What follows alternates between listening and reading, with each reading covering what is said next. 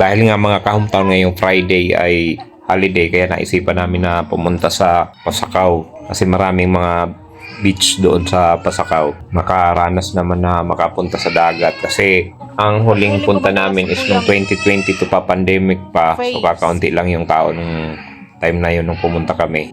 Tapos ayan nga po, kasama namin yung kapatid kong pakyut sa camera. Pinapapunga yung mata, oh. Tingnan nyo, nagpapakyut. Hapon na kami umalis sa Libmanan kasi night swimming ito. Kaya ngayon naghahanda na kami ng tent kasi maliit lang yung cottage na inupahan namin. So may dala kami na tent para dagdag na matutulugan mamayang gabi. Ayan, magkatulong na kami sa pag-sit up ng aking asawa. Kaso hindi siya marunong kaya medyo natagalan kami.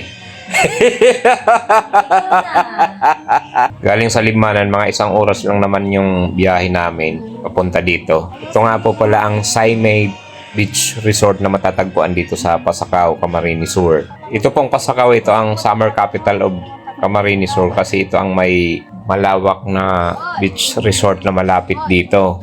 Kung mapapansin natin, hindi pa masyadong matao kasi hindi pa peak season ng tinatawag na summer. Ngayon kasi medyo malamig pa yung hangin amihan, nararamdaman pa dito sa Camsor. Kaya kakaunti pa lang yung pumupunta sa dagat. At sinamantala nga namin na makapunta ngayon kasi holiday, walang pasok nitong Biyernes dahil sa celebration ng Chinese New Year. At ito na nga po, tatapusin na natin na iset up itong tent. Ayan nga po, at madali na po natin na matapos itong tent. At mamaya pupunta na kami doon sa dagat para makaligo. At ayan, inihanda lang natin para mamaya pagkatapos na mag-swimming, nakahanda na yung tutulugan. Ayan mga ka-hometown, hanggang dito na lang muna ang vlog ko para sa araw na ito at ako ay liligo muna sa dagat. Salamat po mga ka-hometown sa inyong pagsubaybay at salamat sa inyong suporta. Doon sa mga hindi pa po naka-follow, please consider to follow my profile, Jonathan Recto, and my FB page, Colby. Bye-bye! See you next time!